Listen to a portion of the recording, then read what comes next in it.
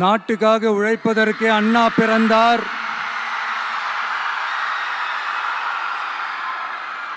பொது நலத்தில் தானே நாள் முழுக்க கண்ணா இருந்தார் அப்படின்ட்டு எம்ஜிஆர் அவர்கள் ஒரு பாட்டு ஒன்று பாடியிருக்கிறாங்க, கேட்டிருப்பீங்க. அப்படிப்பட்ட நம்ம காஞ்சி தலைவர் அறிஞர் அண்ணா அவர்கள் பிறந்த மாவட்டம் தான் இந்த காஞ்சிபுரம் மாவட்டம்.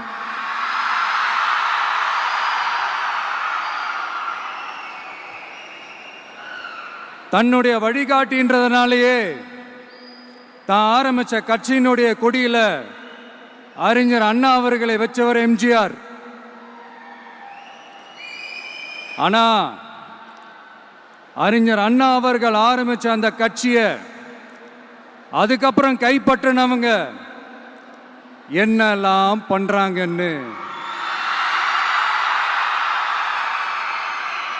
நான் சொல்லிதான் உங்களுக்கு தெரியணுமா என்ன? மக்களே, உங்களுக்கு தான் அது நல்லா தெரியுமே.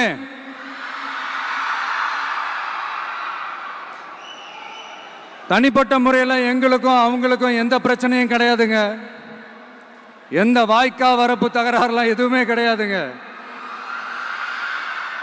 அப்படியே இருந்தாலும் அது நம்ம கண்டுக்கவே போறது இல்லைங்க. தனிப்பட்ட முறையில் அவங்களுக்கு வேணா நம்ம மேல வன்மத்தோட இருக்கலாங்க. ஆனா நாமெல்லாம் அப்படி கிடையவே கிடையாதுங்க. ஆனா உங்களை என்ன நம்ம எல்லாரையும் பொய் சொல்லி நம்ப வச்சு ஓட்டு போட வச்சு ஏமாத்தினாங்கல்ல,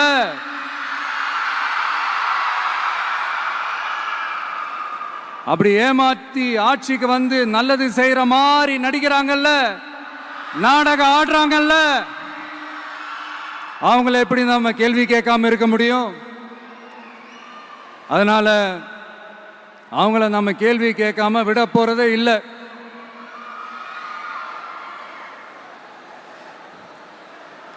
இதையே நான் காஞ்சிபுரம் மாவட்டத்தில் இருந்து நான் சொல்றேன்னா, தெரிஞ்சோ தெரியாமலோ இந்த மாவட்டத்துக்கும் நமக்கும் ஆட்டோமேட்டிக்காவே ஒரு கனெக்ஷன் ஒன்று ஏற்படுதுங்க.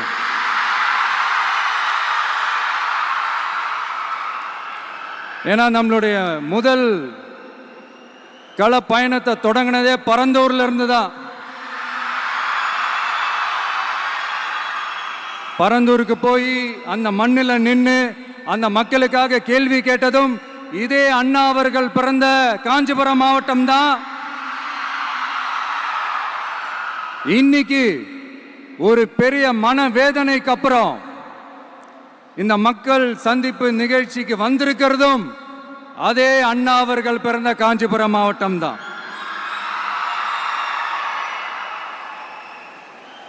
அதனால நமக்கு எல்லாமும் கொடுத்த நம்ம மக்களுக்காக எல்லா நல்லதையும் செய்யணும், அதுவும் சட்டப்பூர்வமாக செய்யணும், அங்கீகாரத்தோட செய்யணும், அதிகாரப்பூர்வமாக செய்யணும், ஒட்டுமொத்த தமிழ்நாட்டு மக்களுக்கும் செய்யணும், ஒரே மாதிரி செய்யணும், ஒரே எண்ணத்தோட செய்யணும். அந்த ஒரே லட்சியத்தோட தான் நாம் அரசியலுக்கே வந்திருக்கிறோம். அதனாலதான் மக்களிடம் செல் அப்படின்னு சொன்ன அண்ணாவை கையில் எடுத்தோம். அவங்க சொன்ன மாதிரி மக்களை நோக்கி போறோம். ஆனா மக்களிடம் செல்னு சொன்ன அண்ணாவை மறந்தது யாரு?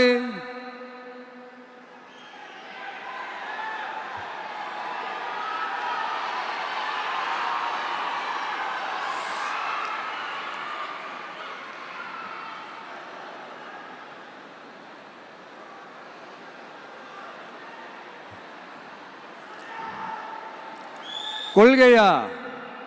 அதனப்பா கிலோ என்ன விலை என்னன்னு கேட்கிற அளவுக்கு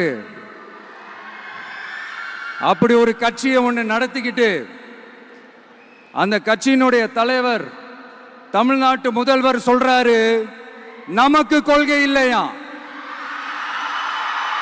எப்படி நமக்கு கொள்கை இல்லையா? பிறப்புக்கும் எல்லா உயிருக்கும்னு ஒரு அடிப்படை கோட்பாட்டை நம்ம கட்சியினுடைய ஒரு முக்கிய கோட்பாட்டை அறிவிச்ச நமக்கு கொள்கை இல்லையா?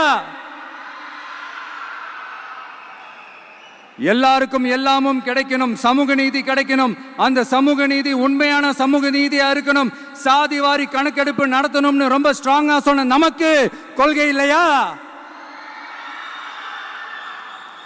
CAA அறிவிச்சதுக்கு அப்புறம் அப்ப நம்ம கட்சி ஆரம்பிக்கிறதுக்கு முன்னாடியே எதிர்த்த நமக்கு கொள்கை இல்லையா? வகுப்பு சட்டத்தை எதிர்த்து உச்ச நீதிமன்றத்துக்கு முதல்ல போன நமக்கு கொள்கை இல்லையா?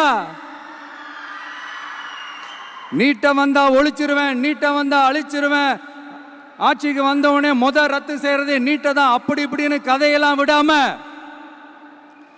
கல்விய மாநில பட்டியலில் சேர்க்கணும்னு சொன்னதோட மட்டும் இல்லாம அதுக்கு ஒரு இடைக்கால தீர்வை சொன்ன நமக்கு கொள்கை இல்லையா? சமத்துவம் சம வாய்ப்புன்னு ரொம்ப ஸ்ட்ராங்கா சொன்ன நமக்கு கொள்கை இல்லையா? இப்படி கொள்கையை வெறும் பேச்சில மட்டுமே பேசிக்கிட்டு எல்லா கொள்கையும் அண்டர் கிரவுண்ட்ல அடக்கி வச்சுக்கிட்டு என்னமோ இவங்களுக்கு மட்டும்தான் எல்லா கொள்கையும் குத்தகைக்கு எடுத்த மாதிரி. இவங்க கொள்கையே கொள்ளை தானே. எப்படி? இவங்க கொள்கையே கொள்ளை தானே. இதெல்லாம் மக்களுக்கு யாருக்கும் தெரியாதுன்னு நினைச்சிட்டு இருக்கீங்களா?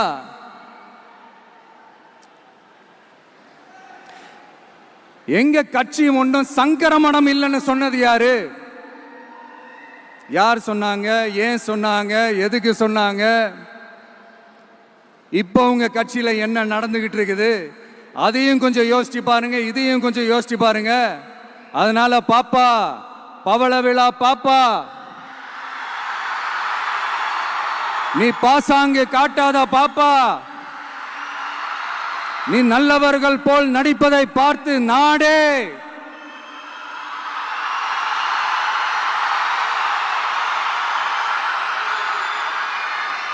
பாப்பான்னு சொன்னோம். அப்ப கூட பாத்தீங்கன்னா பாப்பான்றது ரொம்ப ஆசையா பாசமா சாஃப்டா தான் சொன்னோம். அதையே நீங்க அதிர்ச்சியா எடுத்துக்கிட்டீங்கன்னா அதுக்கு நாங்க என்ன பண்றது? அதே நீங்க விமர்சனம்னு சொன்னீங்கன்னா நாங்க என்ன பண்றது? இன்னும் நாங்க விமர்சனம் செய்ய ஸ்டார்ட் பண்ணவே இல்லையே, இன்னும் நாங்க அடிக்க ஸ்டார்ட் பண்ணவே இல்லையே, அதுக்குள்ள அலர்னா எப்படி?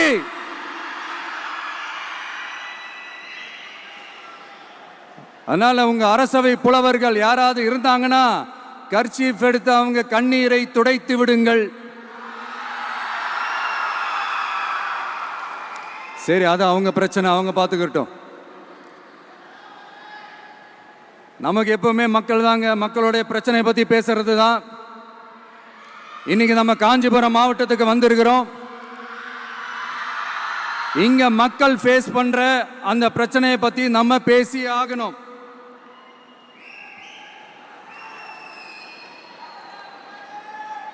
இந்த காஞ்சி மண்ணை வாழ வைக்கிற ஜீவ நதி பாலாறு,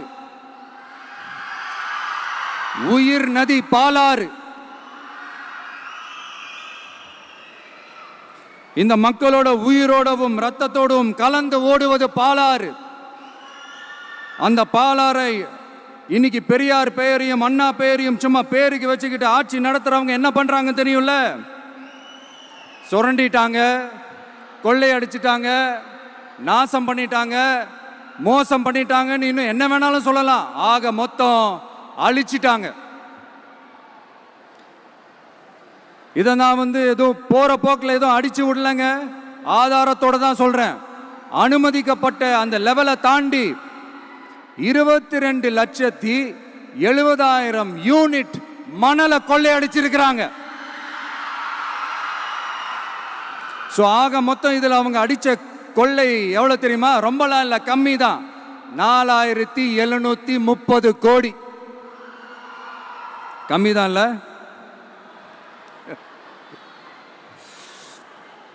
இதுக்கெல்லாம் அவங்க ஆதாரம்லாம் கேட்க முடியாது. ஏன்னா இந்த ஆதாரம்லாம் ஆல்ரெடி கோர்ட்ல இருக்குது, அமலாக்கத்துறை டிபார்ட்மெண்ட்ல இருக்குது.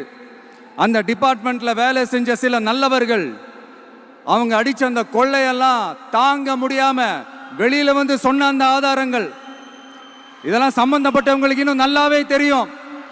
அதனால இது சம்பந்தமா ஆதாரங்களை கொடுலாம் அவங்க கேட்க முடியாது.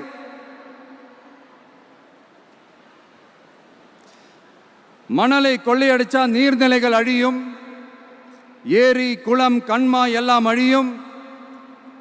இதெல்லாம் அழிஞ்சா விவசாயம் அழியும். விவசாயம் அழிஞ்சு போனா விவசாயிகள் அழிஞ்சிருவாங்க. ஆக மொத்தம் நாம் எல்லாரும் மொத்தமா அழிஞ்சு போக வேண்டியதுதான். இப்படி மேலிருந்து கீழே வரைக்கும் ஒரு கட்சியை சிண்டிகேட் போட்டு கொள்ளையடிக்கிறத கேள்விப்பட்டிருக்கிறீங்களா மக்களே? இதே காஞ்சிபுரத்தோட உலக பெருமை நம்ம பட்டும் கைத்தறி துணியும் அதை தயாரிச்சு கொடுக்கிற கைத்தறி நெசவாளர்களும் தான்.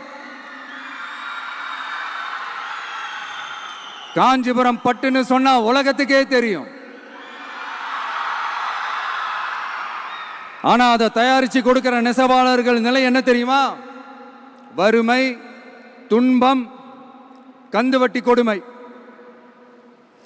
பட்டு கைத்தறிக்கு கூட்டுறவு சங்கங்கள் இருக்கு, பருத்தி கைத்தறிக்கும் கூட்டுறவு சங்கங்கள் இருக்கு. சுமார் 40,000 பேர் அதில் உறுப்பினர்களா இருக்கிறாங்க.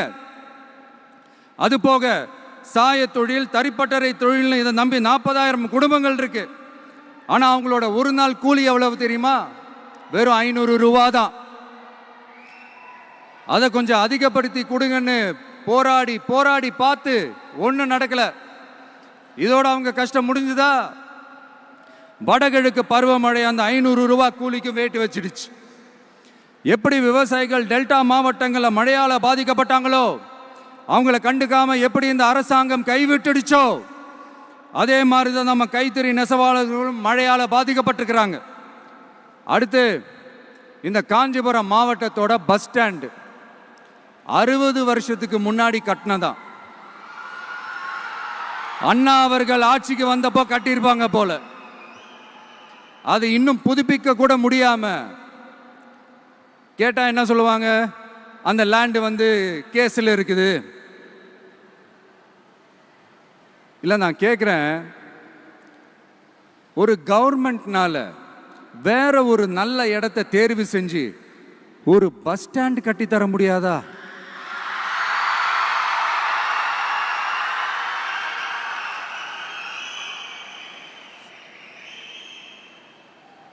பிரச்சனை என்ன தெரியுமாங்க? அவங்களுக்கு மக்களை பத்தி யோசிக்கிறதுக்கே நேரம் இல்லை. அதுதான் பிரச்சனை. அடுத்து பாலாஜாபாத் பக்கத்துல அவலூர் ஏரி இருக்கு. அது பாலாற்றை விட உயரமா இருக்கு. அதனால என்ன ஆகுதுன்னா, ஆத்து தண்ணி ஏரிக்கு போக முடியாம போயிடுது. அதை சரி பண்ணி அந்த இடத்துல ஒரு தடுப்பணையை கட்டினா ஏரி நிறைய தண்ணி நிற்கும். அப்படி நின்னா அவலூர் மட்டும் இல்ல, ஆசூர் உட்பட இன்னும் எத்தனை கிராமங்கள், எத்தனை ஆயிரம் ஏக்கர் விவசாயம் நல்லா நடக்கும். இதுக்கு இன்னும் எத்தனை வருஷம் மக்கள் கோரிக்கை கொடுக்கணும், மக்கள் போராடணும். இந்த பிரச்சனையெல்லாம் இருக்கிற அதே காஞ்சிபுரம் மாவட்டத்தில் தான் பரந்தூர் ஏர்போர்ட் கட்டுற பிரச்சனையும் இருக்குது. அந்த பிரச்சனையில கண்டிப்பா நாங்க விவசாயிகள் பக்கம் தான் நிற்போம். அதுல எந்த மாற்று கருத்துமே கிடையாது. இந்த கவர்மெண்ட் பரந்தூர் விவகாரத்தில் எங்களுக்கோ இல்லை விவசாயிகளுக்கோ எந்த விதமான காரணங்கள் சொல்லி எஸ்கேப் ஆகவே முடியாது. இப்படி மக்களுக்காக மக்களோட பிரச்சனைகளை எடுத்து பேசுறதுனால இப்போ ஆட்சியில் இருக்கிறவங்களுக்கு நம்ம மேலே ஒரு ஆத்திரம் வரத்தானே செய்யும். அதனால தான் நீங்கள் பார்த்தீங்கன்னா சட்டசபையில் ஆரம்பித்து ஒரு சாதாரண நிகழ்ச்சி வரைக்கும் எல்லா மேடையிலையும் மேடைக்கு மேடை டிவிக்கே தான். டிவிக்கே அவதூறு, அவதூறு டிவிக்கே, டிவிக்கே அவதூறு, அவதூறு டிவிக்கே. இதுக்கெல்லாம் கண்டிப்பா நாங்க பதில் சொல்லுவோம், சொல்லாமலாம் இருக்க மாட்டோம். இப்ப கூட கரூரை பத்தி பேசுவேன்னு எதிர்பார்த்திருப்பாங்க. அதை நான் கொஞ்சம் அப்புறமா பேசுறேன். பட் இப்போ நம்மளுடைய விஷன் என்னன்னு சொல்லணும்னு நான் கொஞ்சம் ஆசைப்படுறேன். நம்ம ஆட்சிக்கு வந்தா அது என்ன வந்தா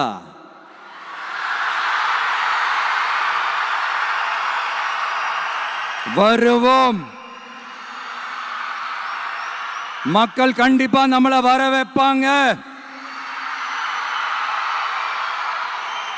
மக்களுக்கான ஆட்சியை மக்களே விரும்பி வர வைக்கத்தானே செய்வாங்க. அப்படி மக்களால் அமைக்கப்பட போற நம்ம ஆட்சியில நம்ம என்ன செய்ய போகிறோன்றது அதுக்கான அந்த தேர்தல் அறிக்கையில் அதுக்கான விளக்கத்தை டெஃபினட்டாக கொடுப்போம். பட் அதுக்கு முன்னாடி ஒரு சின்னதாக லைட்டாக நான் கொஞ்சம் அதை சொல்லணும்னு ஆசைப்படுறேன். எல்லாருக்கும் நிரந்தரமான வீடு இருக்கணும்.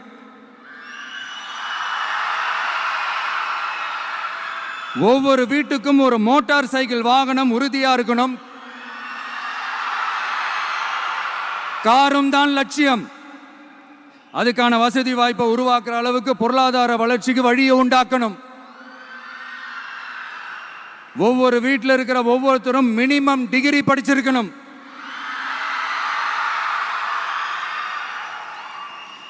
ஒவ்வொரு வீட்லையும் குறைந்தபட்சம் ஒருத்தருக்கு நிரந்தர வருமானம் கிடைக்கணும். அதுக்கான வேலை வாய்ப்பை உருவாக்கணும். அதுக்கு தகுந்த மாதிரி கல்வியில பாடத்திட்டத்தில் சீர்திருத்தம் செய்யணும். கவர்மெண்ட் ஹாஸ்பிட்டல்ஸுக்கு மக்கள் எல்லாரும் பயம் இல்லாம நம்பி போற மாதிரி மாத்தணும்.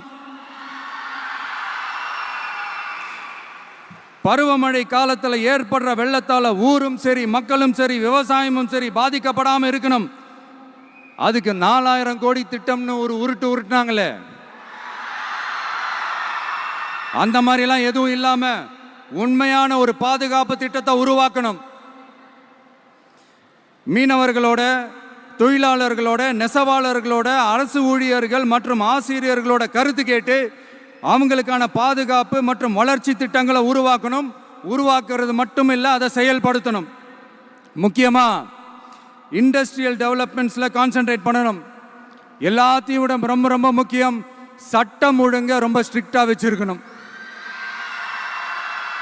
நம்மளுடைய அம்மா, அக்கா, தங்கச்சிகள், அவங்களுடைய பிள்ளைகள், குழந்தைகள் எல்லாருக்கும் பாதுகாப்பை, அதுவும் உண்மையான ஸ்ட்ராங்கான பவர்ஃபுல்லான பாதுகாப்பை உண்டாக்கணும்.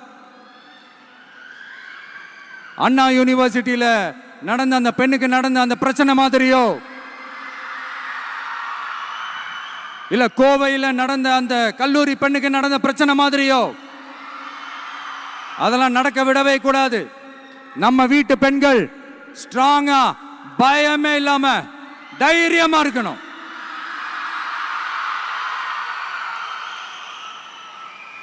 இதை எப்படி செயல்படுத்த போறோன்றது முன்னாடி சொன்ன மாதிரி நம்மளுடைய தேர்தல் அறிக்கையில் அதுக்கான விளக்கத்தை ரொம்ப டீட்டெயில்டாக கொடுப்போம். நான் சும்மா மற்றவங்க மாதிரி அவங்கள மாதிரி எல்லாத்தையும் அடிச்சு விட்டுட்டு ஏமாத்துற வேலையெல்லாம் இங்கே கிடையாது நம்ம கிட்ட. நான் மறுபடியும் சொல்றேன், நம்ம அரசியலுக்கு வந்தது உங்களுக்கு நல்லது நல்லது நல்லது மட்டுமே செய்யறது தான். எங்களுக்கு வேற எந்த அஜெண்டாவும் கிடையாது. அதனாலதான் பாத்தீங்கன்னா கொள்கை எதிரி யாரு, அரசியல் எதிரி யாருன்னு திட்டவட்டமா சொல்லிட்டு அது வெளியே சொல்லிட்டு களத்துக்கு வந்திருக்கிறோம். அதுல எந்த விதமான குழப்பமோ எந்த விதமான ஊசலாட்டமோ எதுவுமே இருக்க போறதில்ல. இந்த விஜய் சும்மா எதையும் சொல்ல மாட்டான். ஒன்னு சொன்ன அதை செய்யாம விட மாட்டான். அது மக்களுக்கு நல்லாவே தெரியும். அப்புறம் ஒரு அதிசயம் சொல்ல முடியாது, இது ஒரு கண்டுபிடிக்க முடியாத ஒரு உண்மைன்னு சொல்லலாம். அது என்னப்பா, அது தற்குறியா?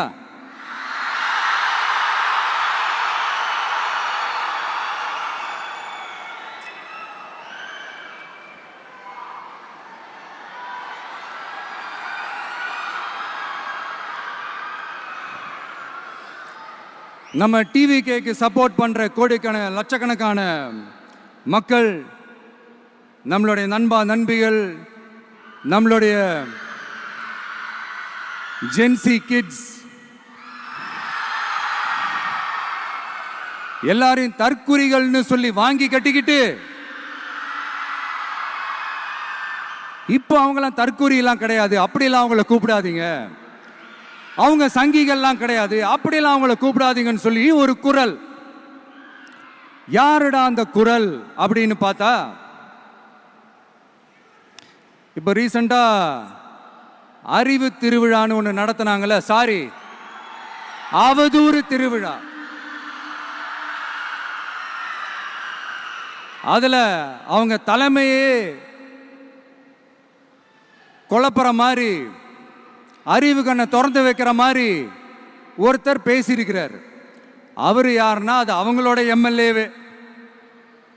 அந்த எம்எல்ஏ யாருன்னா நம்மளுடைய கொள்கை தலைவர்களில் ஒருத்தரான மக்கள் சேவகர் அஞ்சலை அம்மாளோட சொந்தக்காரர். என்னடா இது இப்படி ஆகி போச்சு, டிவிகேக்கு சப்போர்ட் பண்ற மாதிரி நம்ம கட்சியிலேருந்தே ஒரு குரல் வருதுன்னு சொல்லி தலைமையில் ஃபுல்லா கன்ஃபியூஷன். அந்த கன்ஃபியூஷன் இதோட நிற்காது. அந்த ஆதரவு குரல் ஒரு வீடு விடாம, ஒரு இடம் விடாம, எல்லா இடத்துலையும் எல்லா வீட்லையும் இன்னும் பலமா எதிரொலிக்கு தான் இல்லையான்னு பாருங்க. சும்மா பிளாஸ்ட் தான்.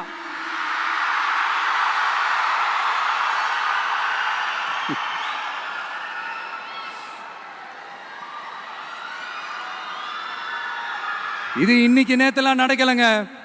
1972 நடந்து முடிஞ்சிருச்சு. எப்போ எம்ஜிஆர் அவர்கள் கட்சி ஆரம்பிச்சாங்களோ அப்பவே அது ஒரு கூத்தாடி கட்சி. எப்போ எம்ஜிஆர் அவர்களுக்கு பின்னாடி அத்தனை மக்கள் திரண்டு நின்னாங்களோ அப்பவே அது ஒரு கூத்தாடி கும்பல். நடிகர் கட்சின்னு சொன்ன ஒருத்தர் அதுக்கப்புறம் எம்ஜிஆர் கூடயே போய் சேர்ந்துட்டாரு. இன்னொருத்தர் இவரெல்லாம் ஒரு ரவுண்டு தாங்க வருவாரு, ரெண்டாவது ரவுண்ட்லாம் காணாம போயிடுவார்னு சொல்ல இன்னொருத்தர் அதுக்கப்புறம் போய் எம்ஜிஆர் கிட்டே போய் சேர்ந்துட்டார். ஸோ இந்த மாதிரி இவங்க 2 பேர் மட்டும் இல்லை, ஒட்டுமொத்த தமிழ்நாட்டு மக்களும் எம்ஜிஆர் அவர்கள் கூட தானே போய் சேர்ந்தாங்க.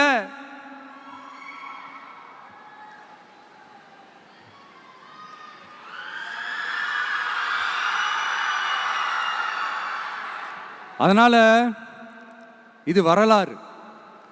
இந்த வரலாறு நம்மளை விட அவங்களுக்கு இன்னும் நல்லாவே தெரியும். அதனால தான் பார்த்தீங்கன்னா 53 வருஷமா அதே கதறல்கள். கூத்தாடி கூட்டம், நடிகர் கட்சி, நடிகர் கூட்டம், இப்படி. மர்மயோகின்ற ஒரு படத்தில் அவருடைய கேரக்டர் பேர் கரிகாலன். அதில் ஒரு சூப்பர் டயலாக் ஒன்று சொல்லியிருப்பார். குறி வைத்தால் தவற மாட்டேன், தவறுமானால் குறியே வைக்க மாட்டேன்.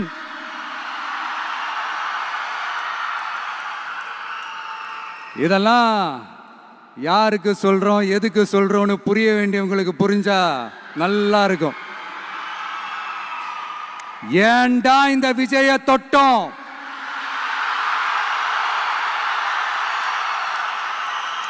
ஏண்டா விஜய் கூட இருக்கிற அந்த மக்களை தொட்டோம் நினைச்சு ஃபீல் பண்ண போறீங்க.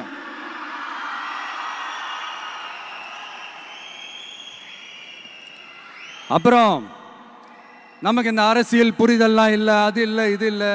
அப்புறம் நான் கேட்குறேன், மக்கள் எல்லாரும் உங்களுக்கு தற்குறிகளா?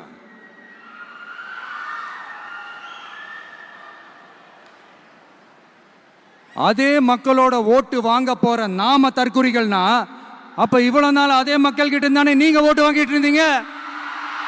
அப்ப நீங்க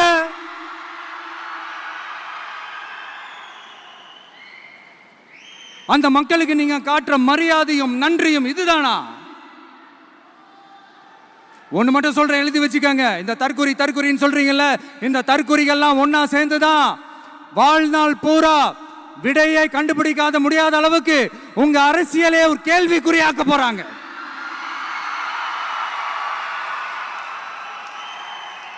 இவங்கெல்லாம் யாரும் இங்க தற்குறிகள்லாம் கிடையாது. இவங்க எல்லாரும் தமிழ்நாட்டு அரசியலோட ஆச்சரியக்குறி. இவங்க எல்லாரும் தமிழ்நாட்டு அரசியலோட அந்த மாற்றத்திற்கான அறிகுறி. சும்மா லாஜிக்கே இல்லாம தற்குறி.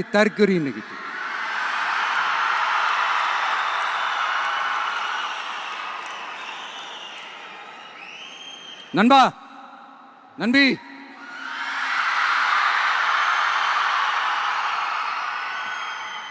எல்லா மேடையிலும் ரிப்பீட்டடா ஒரு விஷயம் நான் சொல்லுவேன்ல, இப்ப நீங்க சொல்லுங்க.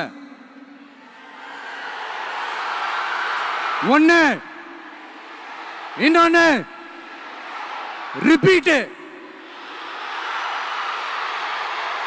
ஒண்ணு. இன்னொன்னு, இந்த போட்டி எப்படி இருக்க போகுதுன்னா, மக்களோட மக்களா நிக்கிற நமக்காக மக்களே டிசைட் பண்ணி போறாங்க. My dear sir, my dear uncle,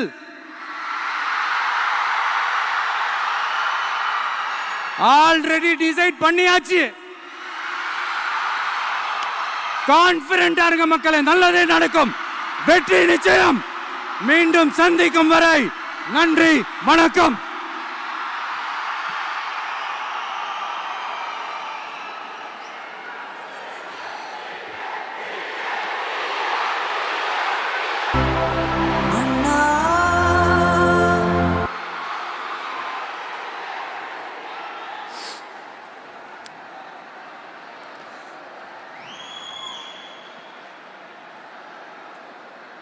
வெளியில போக பர்மிஷன் கிடைச்சவொன்னே கூடிய சீக்கிரம் வெளியில வருவோம்.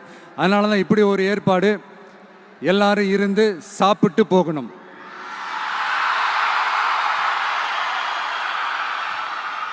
நன்றி, வணக்கம். சொல்ல மறந்துட்டேன், என் நெஞ்சில் குடியிருக்கும்